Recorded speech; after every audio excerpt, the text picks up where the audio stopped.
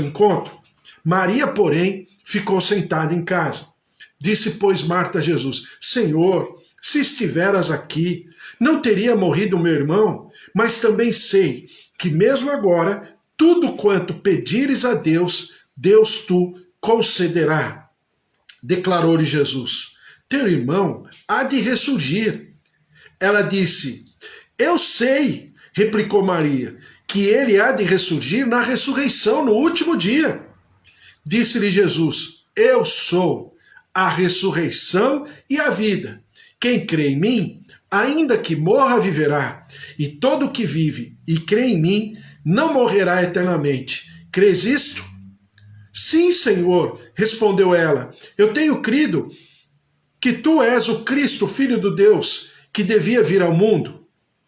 Tendo dito isto, retirou-se e chamou Maria, sua irmã, e lhe disse em particular: o mestre chegou e te chama. Ela, ouvindo isto, levantou-se depressa, foi ter com ele, pois Jesus ainda não tinha entrado na aldeia, mas permanecia onde Marta se avistara com ele. Os judeus que estavam com Maria em casa e a consolavam, vendo-a levantar-se depressa e sair, seguiram-na, supondo que ela ia ao túmulo para chorar. Quando Maria chegou ao lugar onde estava Jesus, ao vê-lo, lançou-se-lhe aos pés, dizendo: Senhor, se estiveras aqui, meu irmão não teria morrido. Jesus, vendo-a chorar, e bem assim os judeus que a acompanhavam, agitou-se no espírito. Então, só para que a gente pense a respeito desses três momentos. O último momento eu vou deixar para depois, mas os primeiros dois momentos. O primeiro momento, Marta convida Jesus para ir pousar em sua casa. Marta é irmã de Lázaro e de Maria. O convida porque sabe que Jesus está passando por aquele lugar. Jesus aceita de bom grado e entra na casa de Marta. E claro que Marta, ela fica apreensiva, um tanto quanto ansiosa, um tanto quanto acelerada, e começa a fazer as coisas, as atividades. Poxa, Jesus está aqui, vamos preparar todo um jantar, uma ceia, acomodações, banho, vamos preparar tudo para ele. E aí ela começa. Maria não. Maria se propõe a tão somente sentar-se aos pés de Jesus e ouvir Jesus, ouvir as suas histórias, ouvir a sua palavra, ouvir a sua voz, ouvir a melodia da sua voz, das suas palavras em sua boca, enquanto Marta está agitada. Marta, agitada, chega para Jesus, dá uma meia bronca em Jesus, fala: você não vai falar para ela me ajudar também? Ah, Marta, Marta, Marta, você está preocupada com tantas coisas e não precisa, né? Maria escolheu a principal e a simples melhor coisa, que é o quê? Me ouvir. Não existe melhor coisa que essa, e isso não lhe será tirado. A gente leu. Na segunda vez, já com Lázaro morto, Lázaro passou por uma enfermidade que o levou à morte, ele já está no quarto dia sepultado, e aí Jesus está se aproximando da casa de Lázaro, de Marta e de Maria.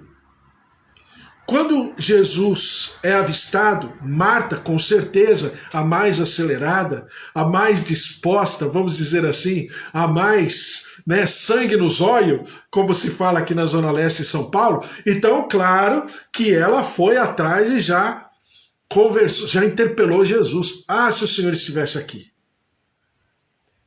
E aí Jesus conversa com ela e fala: olha, eu sou a ressurreição e a vida. Quem crê em mim, ainda que esteja morto, viverá. E Marta ainda fala, ela tem um conhecimento. Ela sabe de escatologia. Ela fala: eu sei que todos nós ressurgiremos um dia, no dia da ressurreição. Ela sabe. Ela faz toda a lição de casa direitinho. Mas aí ela se afasta de Jesus e vai chamar Maria. porque a Bíblia diz de uma maneira muito delicada, o mestre a espera. Em outras traduções diz, o mestre a chama, e ela vai até Jesus. E aí ela se prostra aos pés de Jesus. Mais uma vez, Maria se prostra aos pés de Jesus. Então, o que significa até aqui? Eu falei para você que a gente pode falar de várias maneiras, mas como a gente está falando sobre e pensando sobre, vindo, né, de uma lição de escatologia de meses, conversando a respeito, né, terminamos sexta-feira, pegando resquício ainda, né, resvalando nesse tema, Maria representa uma igreja. A igreja que está, em primeiro lugar, que opta por estar aos pés de Jesus. Não é aquela outra igreja que está preocupada com as atividades, eu tenho que fazer, eu tenho que realizar, eu tenho que buscar, eu tenho que alcançar, eu tenho tal alvo, eu tenho tal desafio, eu tenho isso e aquilo. Todas essas coisas são importantes, desde que eu não transforme a prática, o exercício, o processo, né, de servir ao Senhor como sendo o principal, mais do que o próprio Senhor. Eu fico mais preocupado com a bênção do que com o abençoador. Eu fico mais com sangue nos olhos por fazer e realizar do que pura e simplesmente aprender, desenvolver a minha relação com Jesus. E aí, Marta e Maria representam exatamente esse paradoxo. Por quê? Porque Maria, ao invés de estar fazendo alguma coisa, ela fica ali, ouvindo, prostrada, na plenitude da presença do Senhor Jesus. E a Bíblia fala, e Jesus testifica disso, e confirma e concorda com ela. E fala que isso que ela deseja não lhe será tirado. Por quê? Porque é o conhecimento pessoal, é a palavra revelada, é a experiência pessoal e particular com o Senhor. E Maria busca isso incessantemente, acima de todas as coisas que tem ao seu redor. Ela busca a melhor coisa, a coisa que eu poderia chamar da mais simples. E ela busca de uma maneira completamente desprendida, despojada, derramada, humilhada diante do Senhor. E isso faz total diferença, porque a palavra do Senhor é uma palavra profética. Agora, uma palavra, né, realmente escatológica. E isso não lhe será tirado. Mas num segundo momento, acontece aquilo que acontece nas nossas famílias. Ainda que nós não queiramos, ainda que não desejemos, ainda que nós façamos, né, tentamos fazer tudo o que é possível, às vezes passamos por apertos, situações até de tristeza, de angústia, de enfermidade.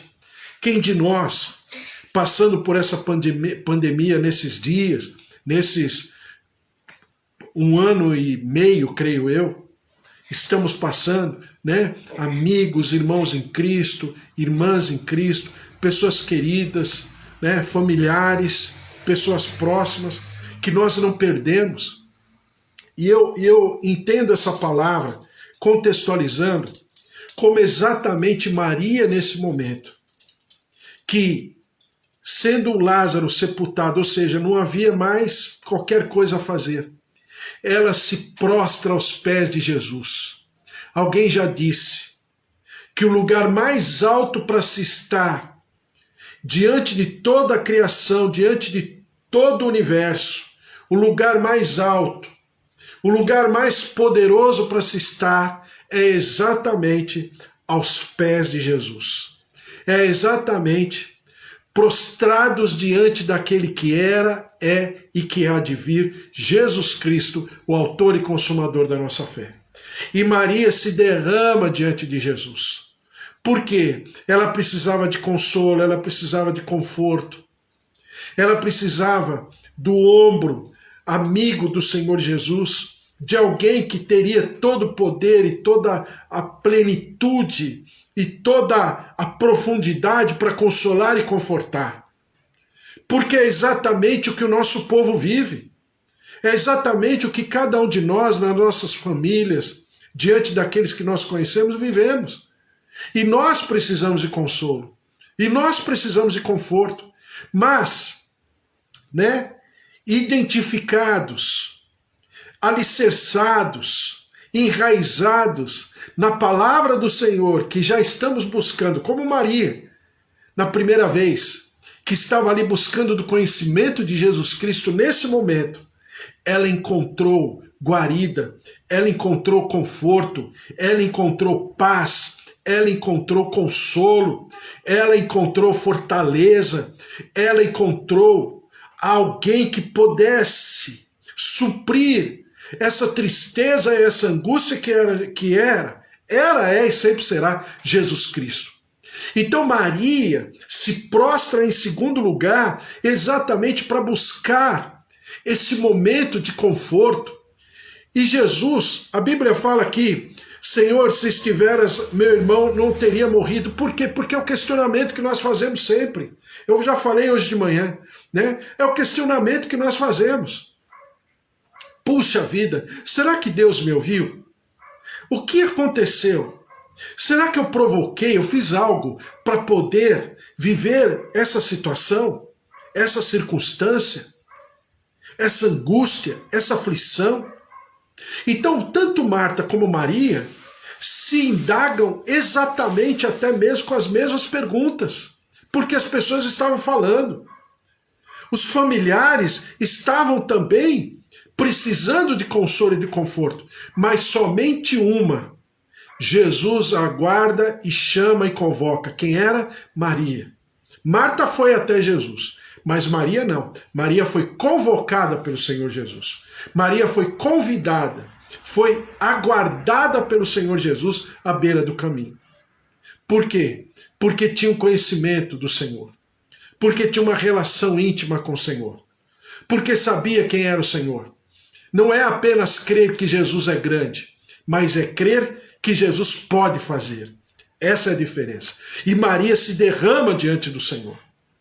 E a palavra aqui mostra de que, mais uma vez, o Senhor a consola, a conforta e diz assim, Jesus, vendo-a chorar, e bem assim os judeus que a acompanhavam, agitou-se no espírito e comoveu-se.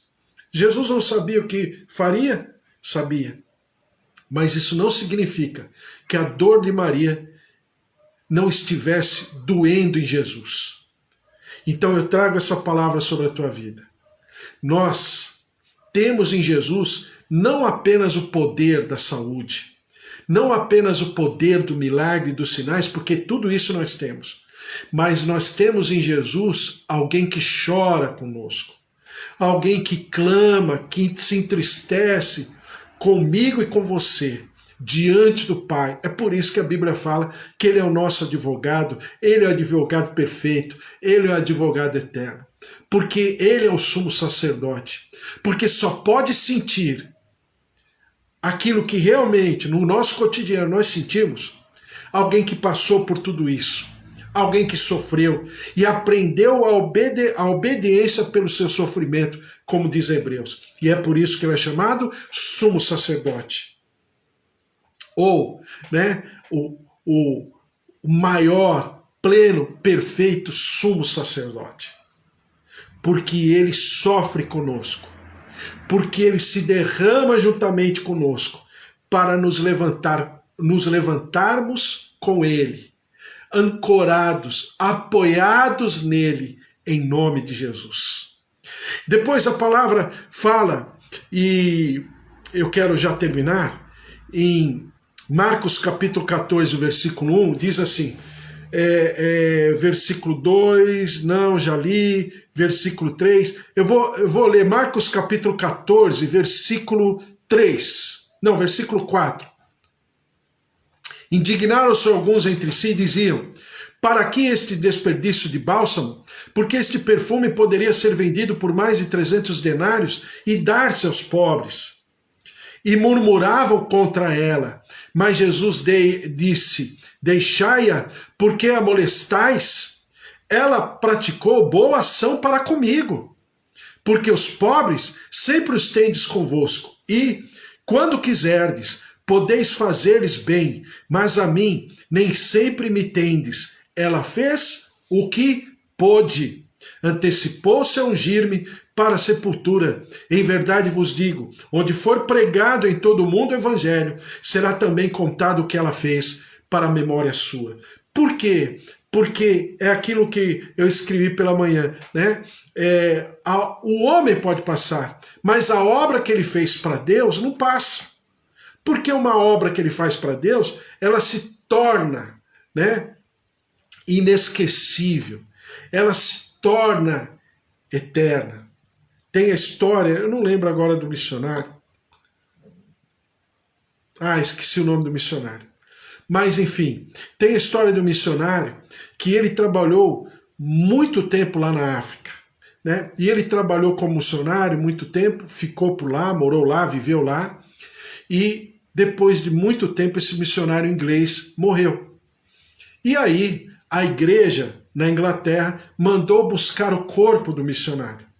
Mas quando mandou buscar o corpo desse missionário, eles ficaram meio apreensivos. Por quê? Porque a tribo lá onde ele habitava, onde ele pregava o evangelho, não queria libertar ou liberar o corpo para que pudesse ser velado e sepultado na Inglaterra, né? Então a tribo falou o seguinte: olha, então vocês levem o missionário, mas o coração dele fica aqui, que a gente vai enterrar ele aqui. Então enterraram o coração do missionário lá naquela região e o corpo levaram para a Inglaterra. Lá naquela região onde enterraram, depois fizeram uma capela, depois fizeram uma grande igreja, e ali aquela igreja existe até os dias de hoje. Está ali escrito numa placa: para a glória do Senhor e em memória do missionário tal. E o corpo onde foi enterrado o missionário, sepultado o missionário, lá na Inglaterra, também foi feita uma igreja, foi feito um grande templo, e ali está escrito o seguinte: para a glória do Senhor e memória do fulano, do missionário fulano de tal. Então, é exatamente isso que está escrito aqui. Também também contado o que ela fez para a memória sua. Ou seja, é um reflexo de uma obra feita para o Senhor. O reflexo de uma obra feita para o Senhor, ela tem desdobramentos permanentes. E ela será trazida à memória para todo sempre, para toda a eternidade, porque é para o Senhor, porque pertence ao Senhor e o Senhor é eterno. Então é exatamente isso que Maria faz. Maria, ela se derrama em adoração e em gratidão, agora em Marcos capítulo 14, né? Mas também tem lá em João capítulo 12. Por quê? Porque Maria está agora em gratidão, servindo ao Senhor com esse vaso de alabastro que ela não simplesmente joga, o vaso era caro, mas ela quebra o vaso. Ela derrama 1 libra de nardo puro, ou seja, mais ou menos 2 litros e pouco de essência, derramando sobre Jesus, né? E isso significa o quê? Significa que não só Jesus, mas todo o ambiente ficou perfumado. E veja só que incrível. Maria derrama aquele perfume. Quando a gente lembrar um pouquinho mais da história, poucos dias depois, o que acontece? Ao 3º dia, as mulheres vão cuidar do sepultamento de Jesus. Vão cuidar do corpo de Jesus, porque não havia dado tempo. Jesus havia morrido às 3 horas, e às 6 horas mudava o dia, de sexta para sábado, e ninguém poderia fazer mais nada. Então aquelas mulheres fizeram tudo meio às pressas para sepultar Jesus antes que começasse o sábado, não é assim? Jesus não foi sepultado na sexta-feira da paixão? Então, quando chegou no domingo pela manhã, elas voltaram na sepultura agora para cuidar do corpo, só que o corpo não estava mais lá. Enquanto isso, não. Maria já havia cuidado do corpo de Jesus antes que Jesus morresse. E é por isso que Jesus fala, ela está fazendo aquilo que deveriam fazer por mim. Em outras palavras, é o que Jesus está falando. Ou seja, fazer aquilo que eu tenho que fazer para o Senhor agora, hoje, nesse momento. Porque amanhã pode ser tarde demais. Aquelas mulheres correram, estavam com toda a boa intenção, estavam com todos os apetrechos, mas quando chegaram lá, o anjo perguntou para elas, mulheres, a quem procurais? Aquele que vive? Aquele que ressurgiu? Ele não está entre os mortos. Então, Maria simboliza essa igreja. Simboliza essa igreja que se derrama aos pés de Jesus para aprender de Jesus. Não fica em atividades. O exercício, a atividade em si, é apenas e tão somente um resultado da relação com Jesus. Em primeiro lugar, vem a relação com Jesus. Tanto de maneira pessoal como de maneira coletiva. Em segundo lugar, no momento crítico, no momento de angústia, no momento de questionamentos, no momento de aflição, nós seremos convocados pelo Senhor para estarmos na sua presença, estarmos sendo consolados, confortados e amparados, fortalecidos, preservados diante daquilo que está acontecendo na nossa circunvizinhança. Por quê? Porque o Senhor tem cuidado de nós. Por quê? Porque nós preservamos a nossa relação pessoal, profunda, particular, amadurecida com Ele. E em terceiro lugar, agora vem o ato profético. Quem é Maria? Maria é exatamente essa igreja, que muitas vezes também chora. Chora os seus queridos, conforta, os outros irmãos, porque também perderam seus queridos, mas a igreja que tem uma certeza, que Jesus voltará, e que aquele Lázaro, aquele querido nosso, será ressurreto, e nós seremos a alegria do Senhor agora de maneira física, A alegria do Senhor, porque estaremos também em festa, em celebração, porque a alegria do Senhor é a nossa força, mas agora a alegria também estará mais uma vez incorporada pela nossa maneira de ser, de viver, e fará parte integrante do nosso caráter espiritual. Então, é por isso que eu digo que quando nós pegamos a palavra de Deus e pensamos nela de uma maneira tão maravilhosa e tão simples ao mesmo tempo, não precisa de nada, porque a palavra do Senhor é simples. Deus é simples. O nosso Senhor é simples. Mas entendemos de que o Senhor é aquele que nos conforta, nos consola, nos fundamenta, nos reequilibra, nos alimenta. Esse é o nosso Deus, esse é o nosso Senhor, esse é o nosso Salvador, em nome de Jesus. Amém? Glória a Deus. Por quê? Porque Maria fez o que pôde e nós fomos convocados para fazermos aquilo que podemos. Porque Maria fez o seu melhor. Ela quebra o vaso de alabastro. Ela entregou de seu melhor. Ela não apenas derramou toda a essência, todo aquele nardo puro, mas ela quebra o próprio vaso, ou seja, ela se entrega. Ela faz de maneira a entregar de si, ela faz da sua vida a sua melhor oferta, como um dia o Senhor Jesus faria. Ela fez da sua vida a sua melhor oferta, ela se derrama diante do Senhor.